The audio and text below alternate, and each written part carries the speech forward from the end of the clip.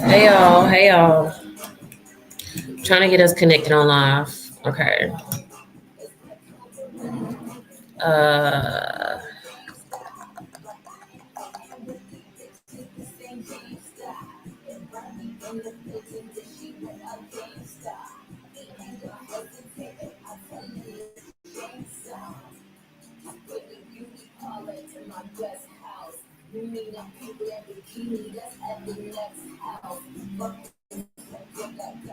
okay, let's get us settled. Hello, everyone. I'm here. I'm trying to get us in the right place. Where's my mouse? Why did I lose my mouse? Like, where is it? It did?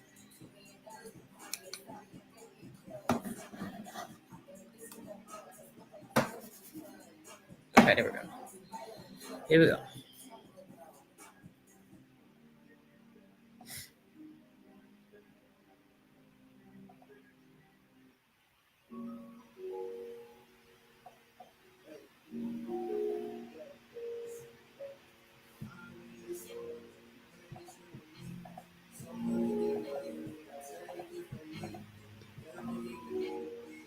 Y'all, it's not working. What's going on?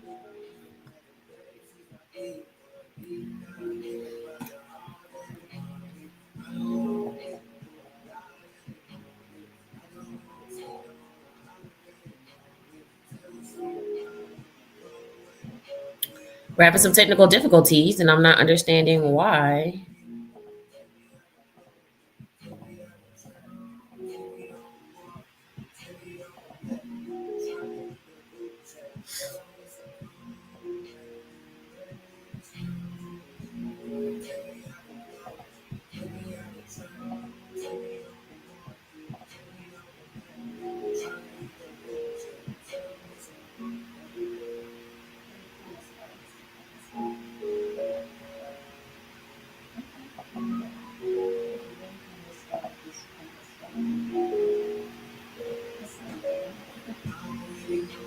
Of course, my computer is frozen. Like, of course, my computer is frozen.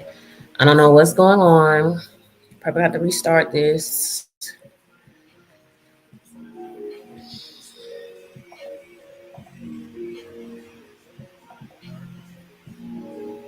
I'm doing good. I am live on multiple platforms right now, and I can't get any response from my computer. Why? Why is that?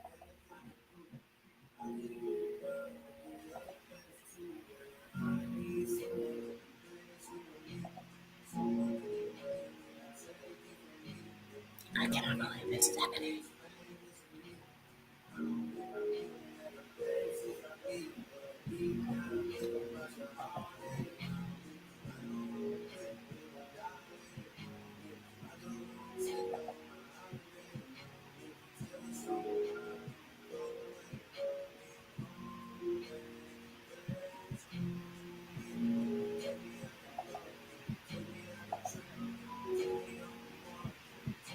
Y'all, it is not responding to nothing right now. Like, nothing.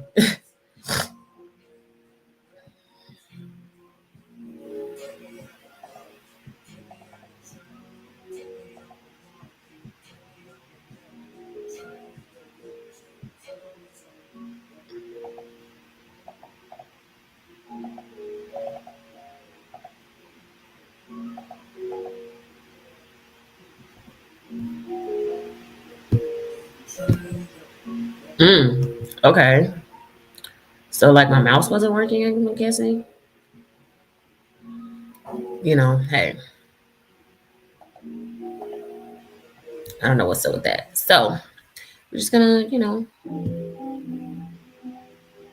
do what we do.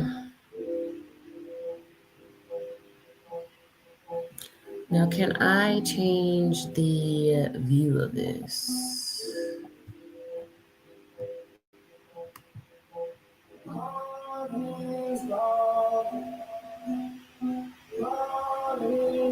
There we go. All right, everyone. I apologize for the late start. I hope everyone can hear me. Let's do a little live check since we was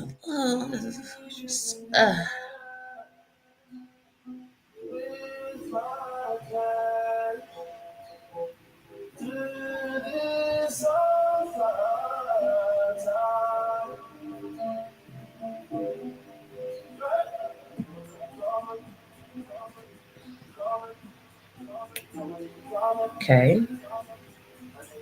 All my devices are working slow. What is going on?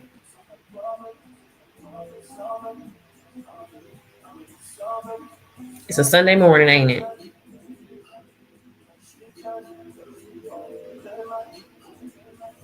It says I'm live on IG, but I don't see it live.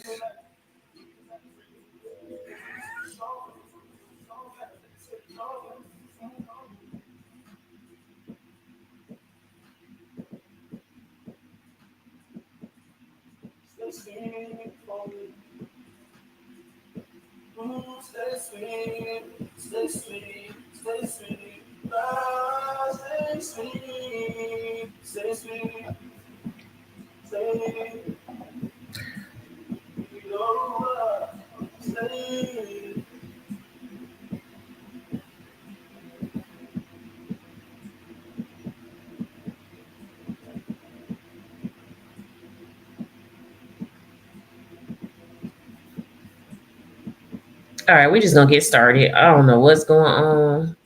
Ain't nothing working right, but let's just check YouTube. Let's see if YouTube is playing before we get this show on the road.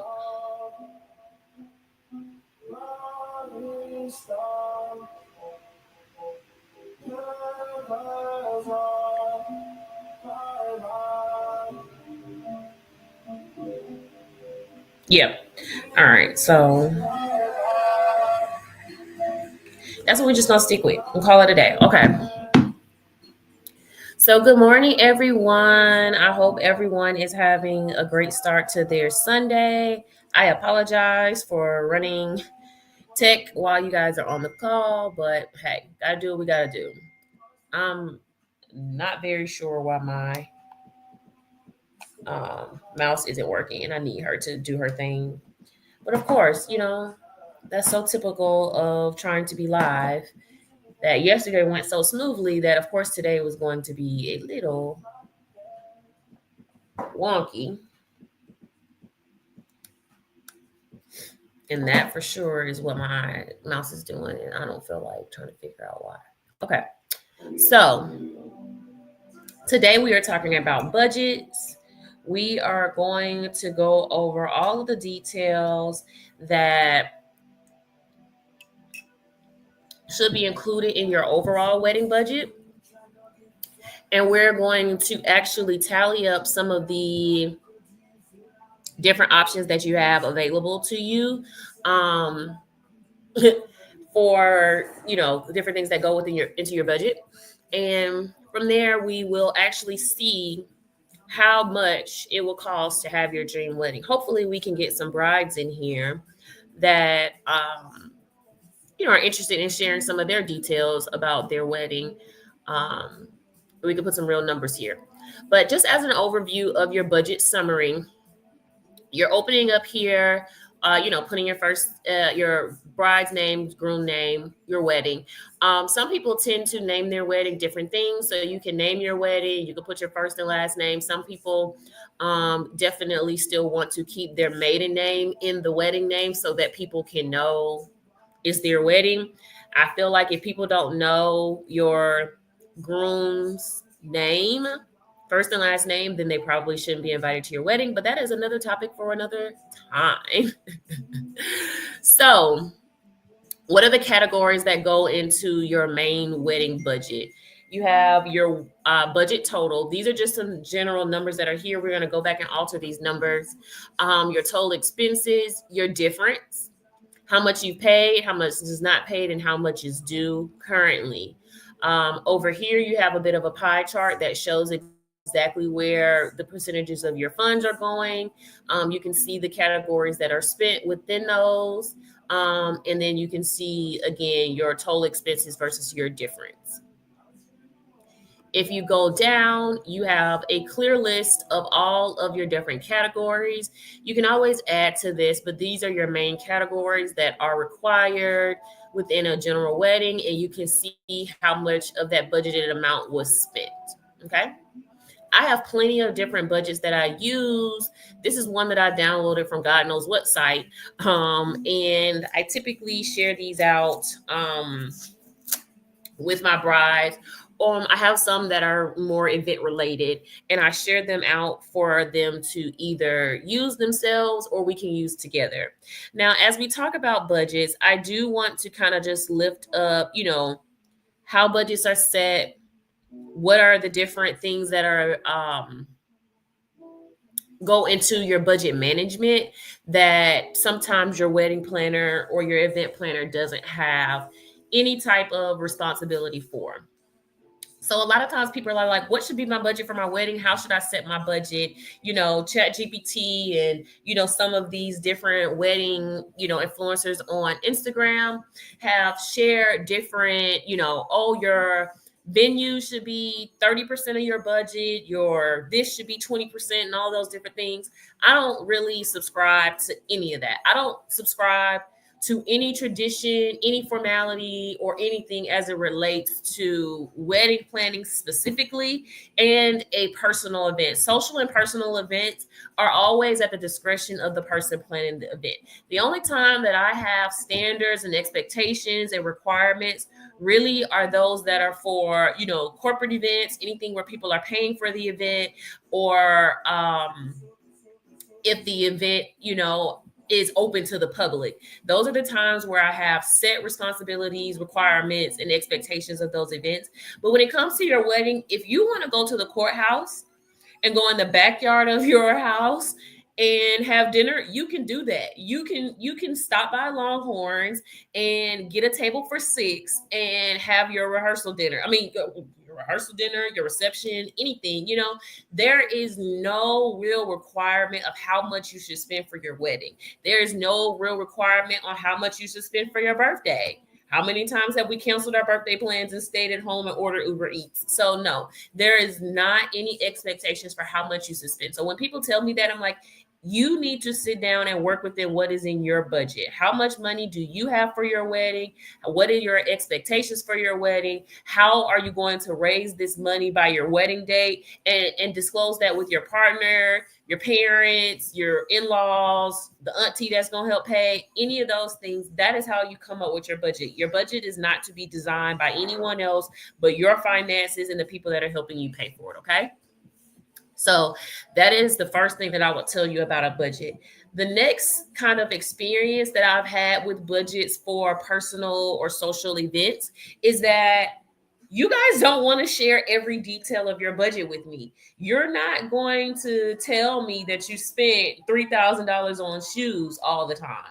You're not going to tell me that you hired your cousin photographer and only paid him $200. You might tell me that, but there are certain expenses that go into budgets oftentimes that I'm not even aware of and you're not going to disclose to me.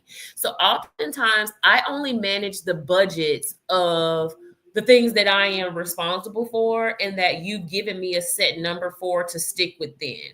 So when it comes to like your wedding dress, you're probably not going to disclose to me how much you paid for your wedding dress. When it comes to certain gifts that you might get for your significant other, what you're actually buying in your honeymoon, unless you're hiring me as a travel agent, you're not going to come back and report to me every expense that you've made for your wedding. So, I don't ever have a full scope of the wedding budget or event budgets for my social events. And that's okay. I'm not here to be your mother. I'm not here to be your accountant or anything like that. How you choose to spend your money is how you choose to spend your money. But one thing I will require is anything that I'm responsible for, any vendors that I have been sourcing, that you pay them on time and that you are very clear on those expenses. So Yeah, I do want to lift that up, and that's not a negative thing. If you want to control certain parts of your budgets, no problem. But sometimes, when we get to the end and they're like, how much I spend on my wedding, I'm like, I don't really know. You didn't tell me this, you didn't tell me that, you didn't tell me this. I can't put that in there. Sometimes brides will take over these documents and start to work with them themselves, and so sometimes I'll come back to the budget and I see that they snuck a little number in there or something like that, which is totally fine. But that is definitely how it goes most times, and that is no problem for me. Okay. While we're here, I'm going to talk about typically let me see if we can go over to the actual budget tracker. My mouse is not working today. Why is she giving me the blues? Does it have, let me see. Okay, yeah. So this is a little more, okay, yeah, it does have the estimated actual and difference. Okay, so we can come here and start to go through. No, I'm going to go back. I'm not a teacher, y'all, so forgive me. We're going to go back and stick in this area because it's a lot less clutter here. But you can see that in also the budget tracker tab. Hello, good morning. Okay, so as you can see, what I always tell people in drafting their budget and outlining what to expect, your budget should be created before you have agreed to anything. Anything. You might have been eyeing the venue, you might have a wedding dress, you might have all of these little details that you already know how you want to plan them out, but you have to budget them out. And the way that you do a proper budget, because a lot of people don't seem to know this, is and this is more of a corporate standard, but it is something that you should use as a personal or social event as well, is to source the different vendors and do like a procurement process. Get 3 quotes from 3 different vendors in everything and anything that you do. 3 different venues you need to review them. 3 different photographers, 3 different caterers, 3 different entertainment, 3 different cake people, all of those different things. And the reason I say this, even if you know which vendor you're going to use, by you sourcing other vendors, you're able to see what their offerings are. And then you're able to take those offerings back to maybe the vendor that you want and say, hey, this is the price that I'm getting for these types of experiences. Can you add that to my quote and keep it within the same price range? It's like price matching, essentially. So if you go to Home Depot or Lowe's and you see something that is priced at $20 at Home Depot and it's $32 at Lowe's. Well, let's switch it around because I don't really know the rules of Lowe's, but I know Home Depot does this. If you see something for $32 at Home Depot and it's $20 at Lowe's, you can tell Home Depot and pull it up on your phone and say, hey, this product is $20 at Lowe's. Can you price match it? And they'll price match it and beat it by 10%. And so that is something that I always recommend you do with all of your vendors. Get them to price match, get some comparisons, and that way you can see what the full offerings are for things. A lot of times people are like, oh, I know I want to get married at this venue, and they only have a 10-hour rental process. So you have to pay for every additional hour of your rental. They don't allow you to bring your own alcohol. So if you go to another venue, maybe you might be able to bring your own alcohol, and that significantly cuts some of the cost. So there are different things that could be included in their quotes that you can interchange. And so I definitely want to make sure that you go through some sort of procurement process. And so in that process, again, this is not a time where you say, okay, well, I've procured it. I know which one I want to go with. I've negotiated. Now I'm going to do it. And I still haven't outlined all of my other numbers. You want to outline every number possible before you agree to any contracts. And you want to put that expected number into your budget. And that is before you have done anything. And that way you're able to really see where you are with your numbers. So once you have outlined all of those numbers, now you will go more so to what I consider, you have a budget and then you have an estimate. Okay. So you're going to get a quote from those vendors in your procurement process to get all the numbers. Once you have that quote, you move more so to an estimate invoice space. And so in that estimate or invoice space, that is where now your numbers will fluctuate because of your head count. They might fluctuate because you've decided that you want to add steak when initially you quoted chicken. All of those different things. You initially said, okay, I want a cake for 100 people. Well, now you have 80 people. So now your cake price is going to go down. That next line item, I think that should always be in your budget is the actual estimate. And so that is the number that is estimated up until the day of your service.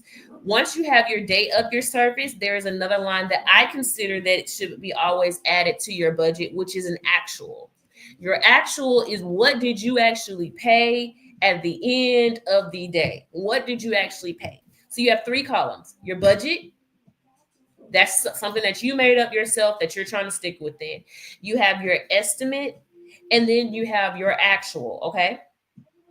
So we discussed the differences between your estimate and your actual will be your head counts, anything that is variable expenses, all of those different things that will go there. So what I always tell people is the reason that I break it down into those 3 columns is also because when you break it down that way, you are able to offset some things. So again, if your head count, once you get all your RSVPs back, you thought you had 100, now you're at 82. Now you're going to change anything that is a variable expense based on your head count and adjust it to that 82 number in your actual estimate, or sometimes your actual. Either way it goes. And then you're able to see, okay, I saved $3,000 in catering, but now I want to add a videographer that I did not initially quote for. You have $3,000 to add that. Say that you did not, hire a wedding planner initially. Now you've saved $3,000 in catering that could go to your wedding planner. You decided that your favors and your gifts can come from Amazon versus getting them from Etsy, and now you've saved $300. Now you can, maybe purchase God knows what with the $300. I don't know. And so that is how I always say that, you want to review your budget and keep those numbers in real time, because you're able to offset some things and still stay within your bottom line number. The next thing about a budget is that bottom line number where we're up here. Let me scroll up. And for those that are on the TikTok, you can join me on, I think I live on Instagram, or you can join me on YouTube. Okay. Your total budget. And so you always want to stick within that bottom line number that you came up with. And then anything else, you're basically going over budget. Okay. The last column that we're going to talk about is that difference number. The difference is going to be what it is that you budgeted in the beginning before you purchase anything versus the number that you are versus your actual number and what that difference is. And so that number is your wedding's over. You are on the back end of this. There is nothing else for you to buy or spend. And now you're looking at your difference. And so now this is where you're able to say, oh, we saved $2,000 from our budget, or we went over $2,000 for our budget.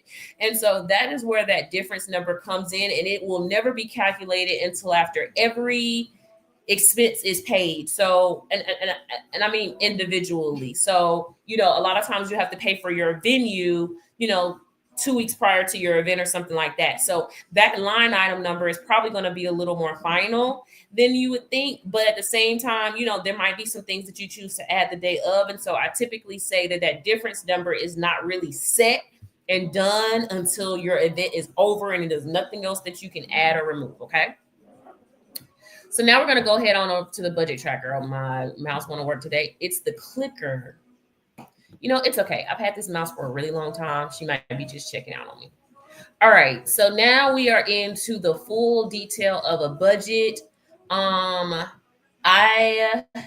am going to start with walking you through what each line or column is in the budget and what different fields that you have. And then we'll start to plug and play with the numbers. Okay. Let me get a little sip of tea. I hope everybody can hear me and see me. Well, you can't see me. You can only see me on TikTok. I didn't turn on my camera on. Ooh, that's some good tea. Okay. So your first set of columns would be your expense information. So each header or section, so your ceremony, food and beverage, photographer, all of that is when your first column, and you put down each expense that is related to that particular category. Okay. Your next column is a vendor or description area. So you can be able to explain, what vendor it is, what the expectations with that vendor, and any kind of notes that you want to add to your description. You also have an area for actual notes where you stand, hey, payments due, waiting on the invoice, follow-up needed, sent for review, all of those different notes that whomever is working on this budget with you can need to review, or your personal notes. The next column that we have is the amounts column. And again, you have those numbers that I expressed, your estimated budget, which again, these can be, I break these down into two different columns. Most budgets don't, but I like to break those down into two different columns because, like I said, when you're quoting for your wedding before you started any planning, you haven't sent out a save the date, you haven't sent out a RSV form, you haven't sent out anything, you should have calculated numbers in totality. I'm going to continue to say that at all times. And so from there, in comparison to the numbers that you have calculated prior to, this estimated number is the numbers that you have once you start to get your RSVPs back and all of those different things, and you have more set numbers. Next is your actual. Like I said, these are your final invoice expenses. What is the final number that you paid? You drop that number here, and then your difference column is going to calculate at the end, okay? We're going to scroll over a little bit more.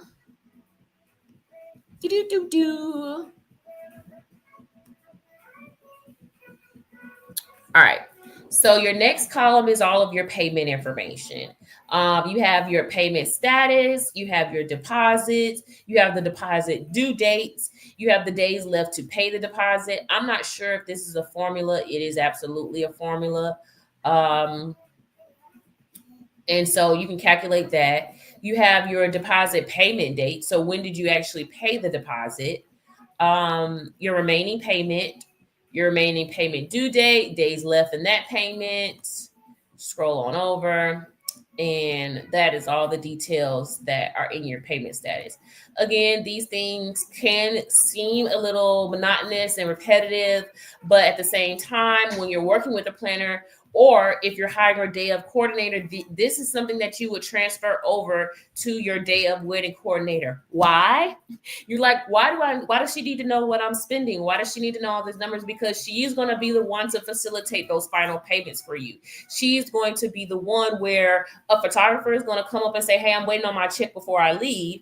Who do I get it from? And you need to be able to confirm what that amount is and who you're going to get it from, and to make sure that that is paid. If you don't have these types of documents, then that photographer can say, oh, they owe me $3,000 and they actually owe $2,000. And nobody knows that but the bride, and you're not asking them about that on their wedding day if you can control that. So that's why you want to kind of outline this as much as possible, so that you're very clear on what the expectations are for the budget.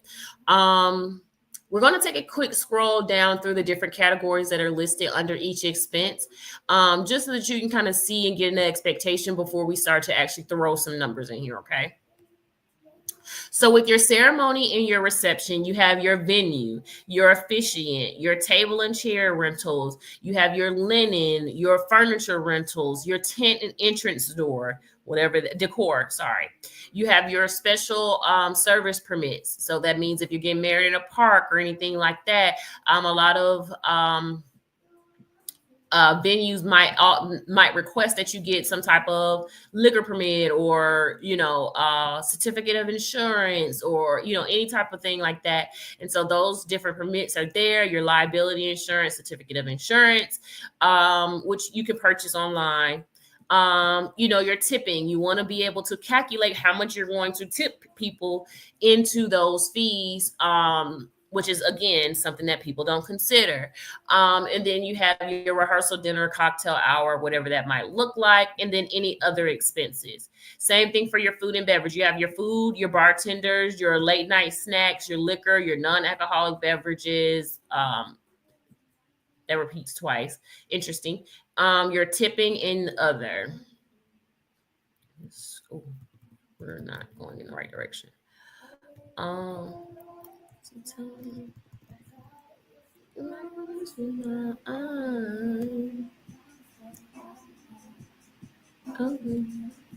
Plays games. All right. So then next you have your photographer and videographer. Obviously, you have their charges for the actual day of service. You might want to do engagement photos. You might want to do photo book photos, tipping, a 360 ring camera, or a photo box or anything like that. Now people are into the voicemail boxes, all of those kinds of things. You can do that as well and put that into that expense charge. You have your attire, your wedding dress, your reception fit, your tuxedo, your veil, your accessories, your bride shoes, your manicure, your pedicure, your hairstyles, your makeup, your alterations, your groom shoes, bow, tie. You have your accessories, and then any other expenses. Again, people don't actually write out all of those expenses. You're at the mall, you bought something, you don't even think about it. That doesn't go in your budget. No, you need to put in your budget. And some people are really strict with their finances and some aren't. And so this is definitely where the rubber meets the road on who is strict about their budgets and who isn't.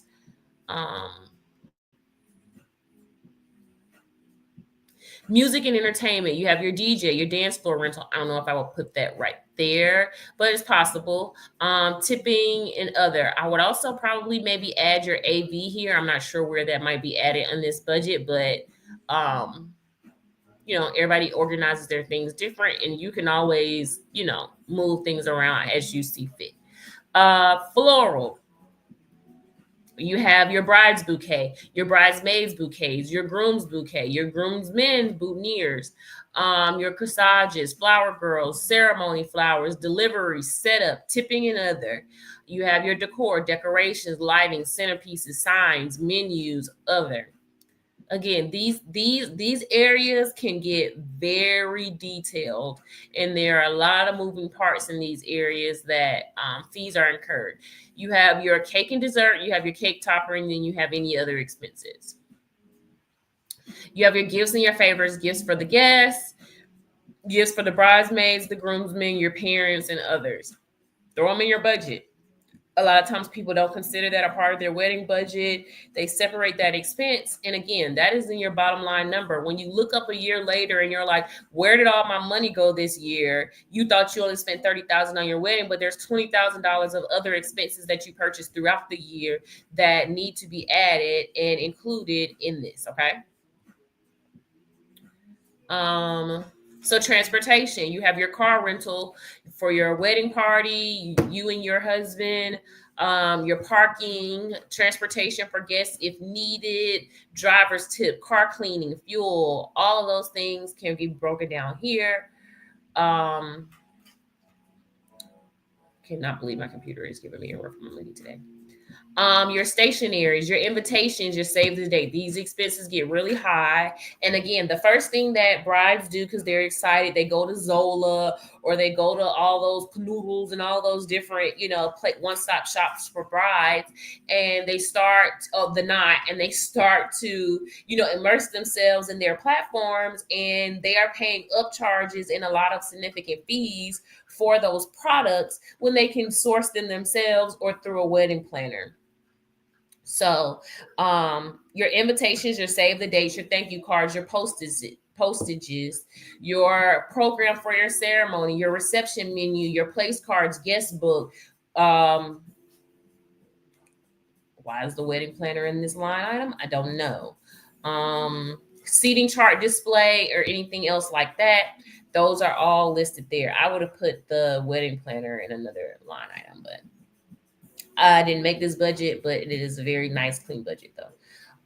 Okay, and so then the other things that you might have, which would be your rings, premarital counseling, name change fees, and your marriage license. Okay. We're going to take a little glance at the honeymoon too, because again, this goes into the bottom line of the numbers.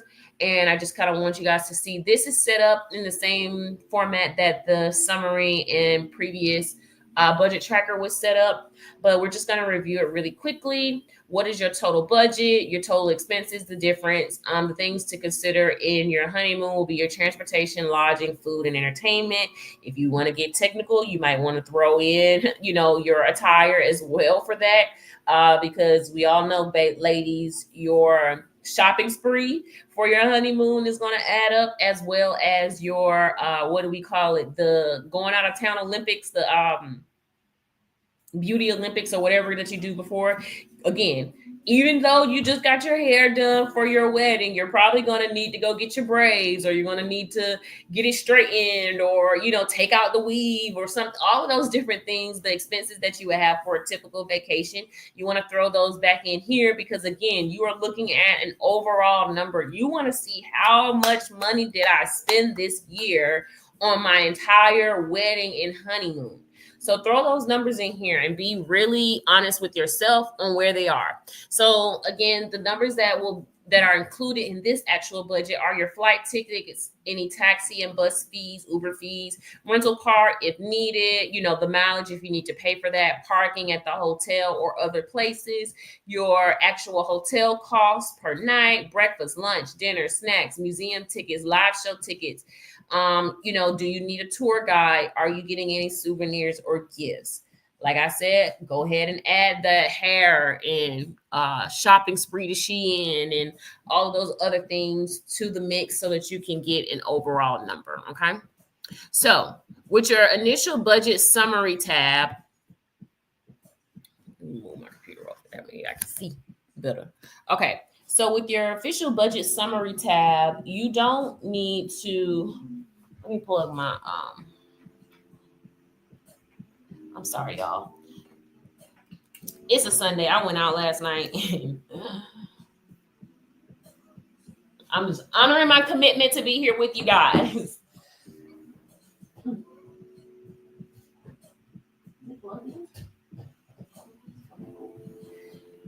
Get the iPad going. Okay. So with your budget summary tab, you're not going to manipulate any numbers here. All of the numbers will compute from what you put into your actual tracker. So you will never really touch the numbers here. Don't manipulate anything, because you're going to mess up your formulas, okay?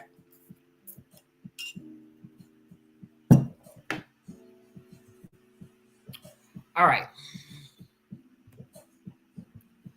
So some of these numbers we're going to keep here because they're pretty standard.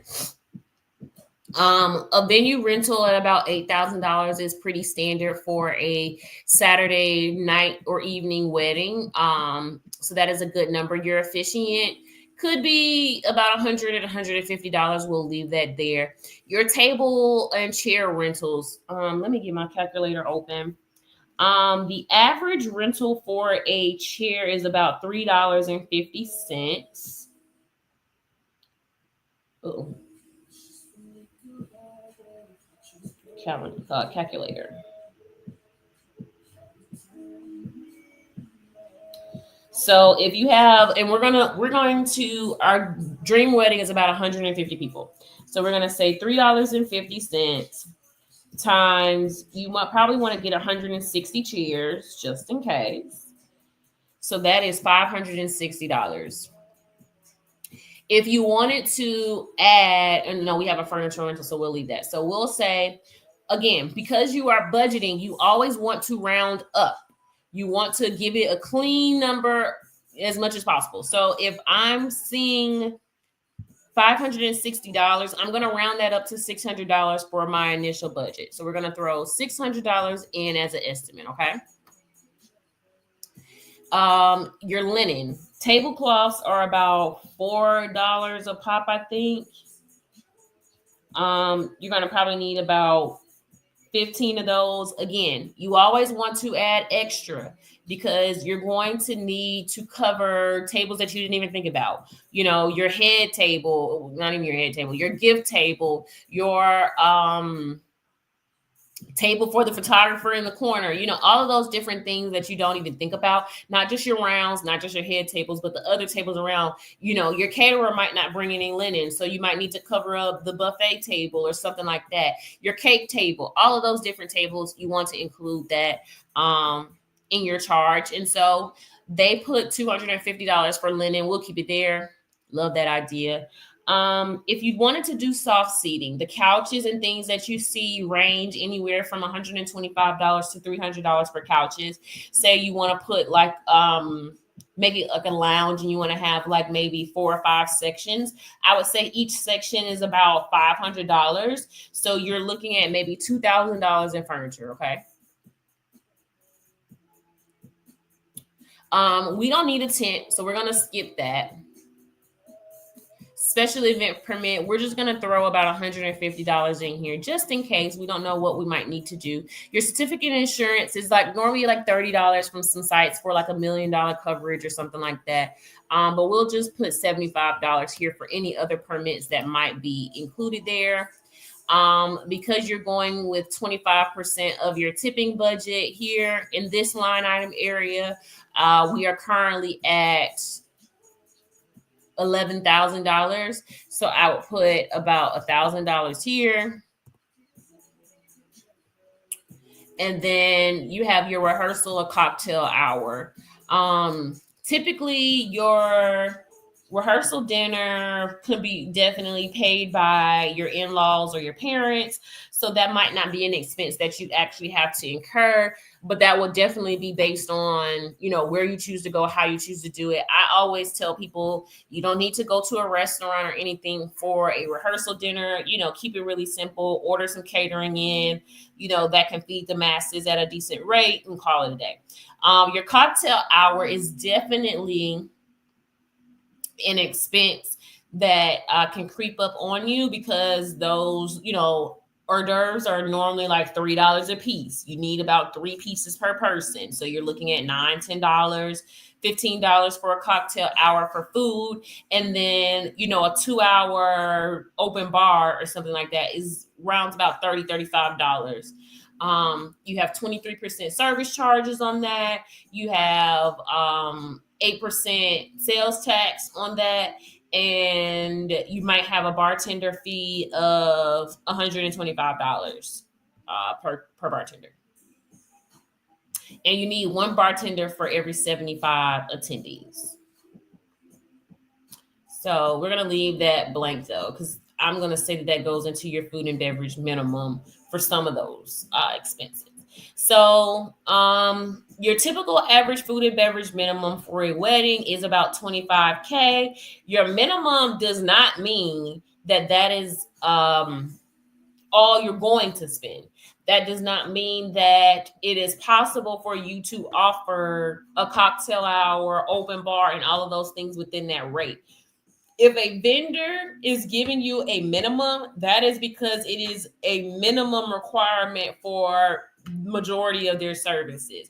But trust me, it is not the max at all. So, your minimum with $25K might be their chicken dinner with a cash bar and 2 appetizers, a spring roll and an empanada, kind of thing. That does not include the short rib, that does not include the steak, that does not include the shrimp kebabs, that does not include top shelf liquor, all of those different things.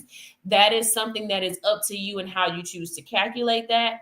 And again, I have a whole separate budget that I keep track of that $25K food and beverage minimum, because if you really want to stick to it, you're going to need to calculate those numbers for yourself before ordering, and then make sure that it matches your BEO and your estimates that you get back from your caterer. And then also you want to make sure that it aligns with your head counts, and so you can do those numbers in real time. So say you send out your RSVPs, you've already sent over, at least a general quote to your caterer. You're thinking you're going to have 125 guests, and now you have 150.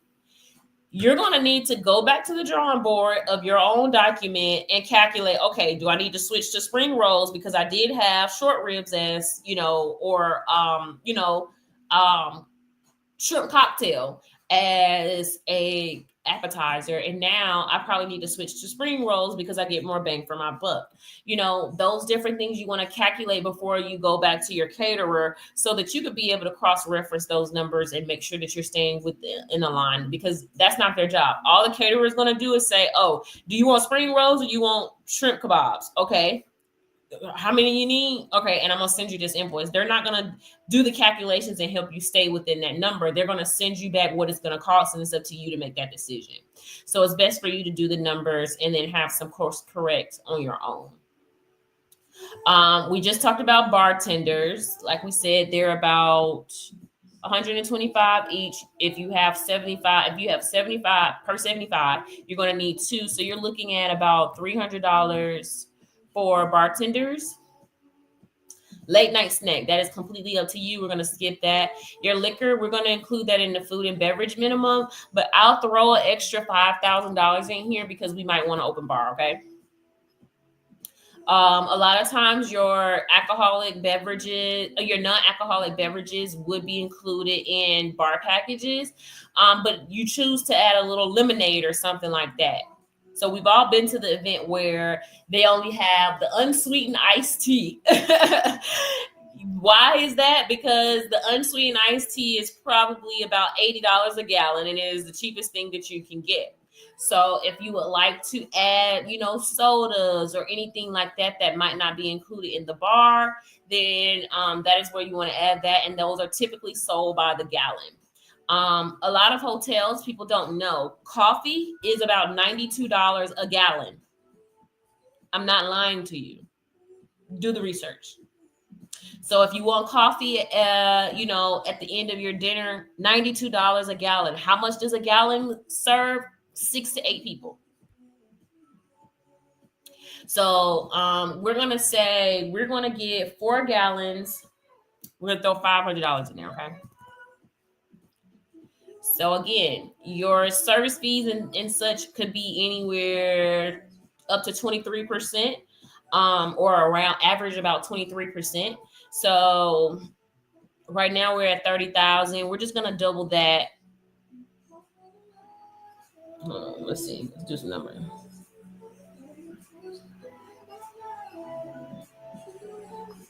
Yeah. So we'll throw $6,000 in there. All right. Again, tipping might not be what you consider like I'm coming out of my pocket, to like just hand somebody cash, but it's already going to be included in your expenses as a service fee. Okay. And that minimum, that $25K minimum, does not include those service fees. The $25K food and beverage minimum is not going to include your service charge. So you think, oh, if I spend $14,000 and I need to pay, 23% of that, I can get up to no. $25K is just for the food and the beverages. Every additional fee after that is separate from that minimum. So if you have a $25K food and beverage minimum, you're probably going to spend an extra $10,000 on top of that in fees. We're looking at the numbers here, okay? All right. So again, we're just throwing numbers in here. So we're going to keep scrolling. I'm going to leave the other tab alone. Your videographer and photographer. Your average wedding planner, videographer, photographer group, if you are going to hire them together, we'll just throw $10,000 in here. It's a pretty solid rate. We're going to skip the engagement pictures because, you guys chose to do that on your own DJI camera. Called it a day. You're not going to do a photo book. And then your 360 ring camera is normally about $2,000 for, 4 hours. So I think we've covered photography and videography expenses. All right. These expenses, again, like I said, a lot of times brides don't necessarily give me that information. I don't know. There are some fees here that are already included. Your manicure, your pedicure, your hair styling. We're going to put that at about $350. Your wedding dress is up to you, but your mom paid for that. So we're gonna skip those accessories, bra, shoes. Your makeup artist, $250. Because they knock you over the head once you say it's a wedding. Because they do have to go above and beyond, and it's a lot of high pressure. Alterations to your dress, not really sure what that has cost. I've never been married. Bow tie accessories. So we're just gonna throw in the other lane. We're just gonna calculate $2,000 for any type of attire, because the other thing is there's always going to be that one friend that might not have the money to cover their bridesmaid's dress. They might need some assistance. Your mama might want her you to buy her dress, or your grandma, somebody like that. So we'll just throw some dollars in there just to see, because again, we're creating a number here. Okay.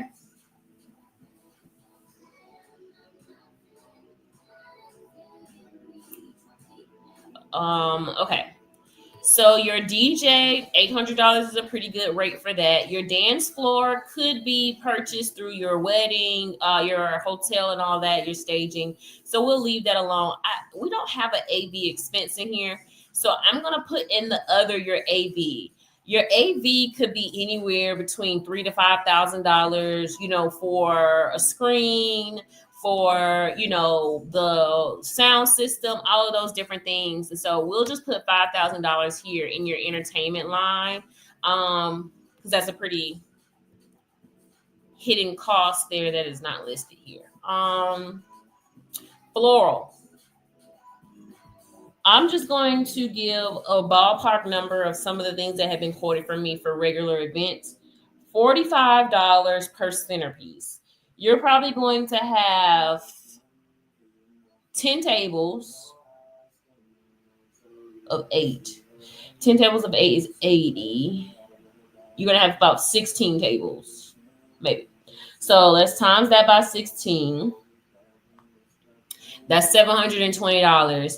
You're going to have each bouquet. Sometimes people choose to offset that. Let's say the bouquet is about $35 and you have 4 bridesmaids. So your boutonnieres, same thing. So we're going to triple that. So let's just say you spent about $5,000. We're just going to drop this in the other thing. We're going to say you just spent, and these are bare minimum florals. We're not even talking about any grand centerpieces that are at your arches and all those kinds of stuff. We're just talking about generic floral just to get the wedding across. No comment. I got to talk to y'all about this when I'm not on a recorded call. We got to let it ring. We mute it. Okay. Come back and share the tea. All right. So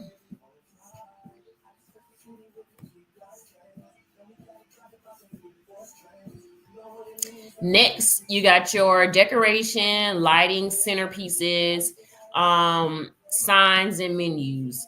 All of those big, pretty posters that you guys see and backdrops and all those stuff. Your average backdrop design is about $800 to $1,000. Your if you want to do dinner menus, you're thinking about $10. Let's do a quick little search real quick because I'm not sure. Nope, I do know. If you just print them at Staples or something like that, the paper and all of that kind of stuff, it might be like $4 a menu, $5 a menu. When you really get into the nitty gritty of your budget, you can break this down into a formula that lets you know how much you spent per person. So each person being at your wedding, what did it cost for their table setting? What did it cost for their menu card? What did it cost for their meal? What did it cost for their drinks? All of those different things. But again, we're just going to throw, because we're just estimating budgeting, because decoration, lighting, and centerpieces are all in this number. I'm going to say $7,500. General number that'll help you get by with all of the basics. Cakes and desserts. Your cake is a variable based on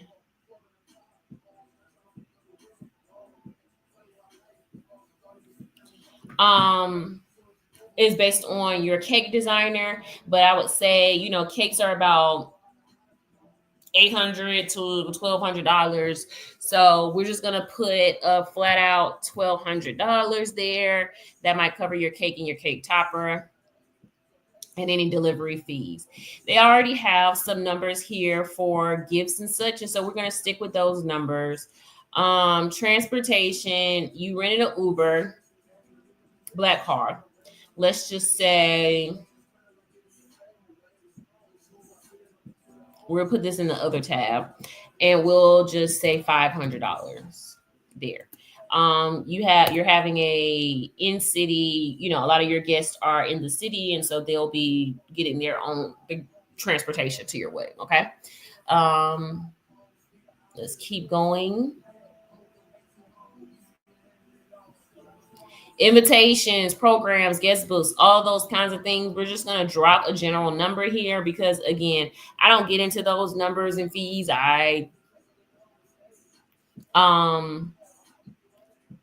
We're just going to throw a number here and we'll say 3,000. And the reason I say throw a number here, because it could be as much or as little as you want. If you have your own white paper and a printer, you can do that yourself. If you want to go up to Staples and let them print it, you can do that yourself. You don't have to go through an official stationery company to draft up your invitations. And also, some people, we've seen invitations where it comes in this big, pretty box. It's got glass and plexi and all that kind of stuff, pulling out different things. So, these can get really pricey.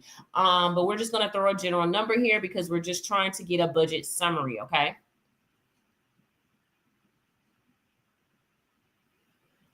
Your wedding rings, they already put that there. Name change forms and everything else. With the general numbers that I just gave you off the top of my head, this is the top of my head. These are numbers that I have experienced and seen, and I did not price myself in that. I did not price a lot of the other details, fireworks, and all those other things that people have. I did not price any type of additional accessories to your wedding that you might choose to have. We didn't even throw in any type of room block or hotel management fees and stuff like that. This wedding that we have just guesstimated will be $89,000, $831.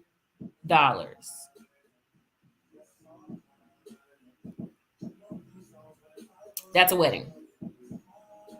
We're going to go over to the honeymoon tracker just to kind of see where the numbers are here.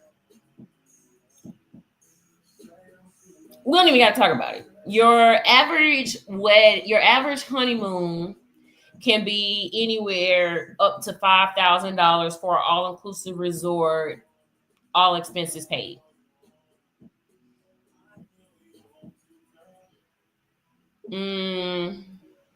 Yeah, if it's all inclusive and you choose to just stay on the resort and max and relax with that, $5,000 is a safe number. So I'm just going to round this up to that and get that there so that you guys can see in the overall number. They didn't even have a other place. So let's put the flights, hotel cost fees. That was the right wrong.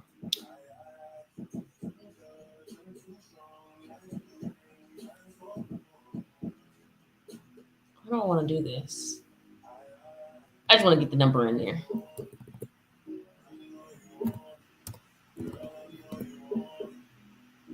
All right, yeah. And then we'll change this to. All right, so that's it. We're just throwing numbers here so that people can see what that looks like. Okay, so we said $5,000 to our honeymoon. Okay, so we're gonna go back to our budget summary as we wrap up today, and you guys can see where the numbers have calculated, and you can begin to see exactly what is going on.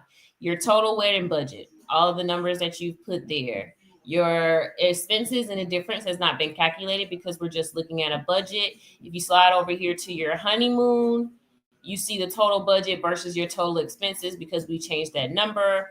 I don't know what's calculating here because that's not the difference. So something might be broken in this, but hey, You guys can see where these numbers line. And see? And I mean, these are very realistic numbers. I know you're like, oh, she's just throwing stuff at the wall. No, baby. If you really sit down and do a procurement process, you will see that these numbers add up just as fast as we just sat here and threw them at this Excel sheet. So as we close out on budgets, tomorrow we're going to actually talk about the different vendors. We're going to really go through and talk about how to, again, your procurement process. We can go through that. We'll also talk about, some different things that you want to review with each vendor, how you want to select them, what you want to look for in your contracts, how you want to draft those out. I had another person on live yesterday, and she was telling me that, her photographer and videographer did not deliver her photos. And so we'll go through a standard contract, and then I'll take you guys through my personal contract so that you can see the different things that I include in that and what to look for as you are sourcing your own vendors, okay? Again, if you have any questions, please comment down below. If you have any referrals or such, please refer them to my website. That is www.ienjoyevents.com, or you can email me at info@ienjoyevents.com. Enjoy is ENJOI with an I as in igloo. This is day 2 of the budget, and we have really drafted out a full and complete budget. If you have any questions that you want to add to vendors tomorrow, please let me know, or just join the live. You guys are also welcome to come onto the live with me and ask your questions in person. So if you are comfortable with that, I can share the link out with you and you guys can join me and actually be able to do a live consultation. Okay. All righty. I will talk to you guys tomorrow.